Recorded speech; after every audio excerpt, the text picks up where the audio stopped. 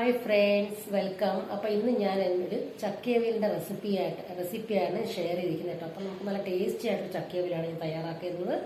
അപ്പോൾ എൻ്റെ full video ഞാൻ ചാനൽ അപ്ലോഡ് ഉണ്ട്. അപ്പോൾ എല്ലാവർക്കും ഇത് കാണും കേട്ടോ. അപ്പോൾ നമുക്കിത് എങ്ങനെ തയ്യാറാക്കാൻ നമുക്ക് ഷോർട്ടായിട്ട് ഞാൻ എടുത്തിരിക്കുന്നത്. ഡീറ്റെയിൽ ആയിട്ട് ഞാൻ എൻ്റെ ചാനൽ അപ്ലോഡ് ഇട്ടുണ്ട് കേട്ടോ. അപ്പം നല്ല ടേസ്റ്റി ആയിട്ടുള്ള ചക്കയവിയൽ ഞാൻ ഇവിടെ തയ്യാറാക്കുന്നത് കേട്ടോ. അപ്പോൾ നമ്മുടെ തെക്കൻ കേരളത്തിലൊക്കെ തയ്യാറാക്കുന്ന ഒരു ചക്കയവിയലിൻ്റെ ഒരു റെസിപ്പിയാണ് ഞാൻ ഇവിടെ ഷെയർ ചെയ്തിരിക്കുന്നത്. അപ്പോൾ അതിനായിട്ട് ഞാൻ കുറച്ച് ചക്ക നീളത്തിൽ അരിഞ്ഞെടുത്തിട്ടുണ്ട്. അതിലേക്ക് കുറച്ച് ചക്കക്കുരു നീളത്തിലരിഞ്ഞത്, 3-4 പച്ചമുളകും കൂടെ ചേർത്ത്, ആവശ്യത്തിന് മഞ്ഞൾപ്പൊടിയും ഉപ്പുമൊക്കെ ചേർത്ത് വെള്ളവും ചേർത്ത് ആദ്യം നമുക്കൊന്ന് വേവിച്ചെടുക്കാം. പിന്നെ അരപ്പ് തയ്യാറാക്കാം. അതിലേക്ക് കുറച്ച് തേങ്ങ എടുത്തിട്ടുണ്ട്. അതിലേക്ക് 3-4 ചുവന്നുള്ളി, ഒരു വെളുത്തുള്ളി, 1/2 ടീസ്പൂൺ ജീരകവും കുറച്ച് മഞ്ഞൾപ്പൊടിയും ചേർത്ത് നമുക്കൊരു അരപ്പ് തയ്യാറാക്കിയിട്ടുണ്ട്.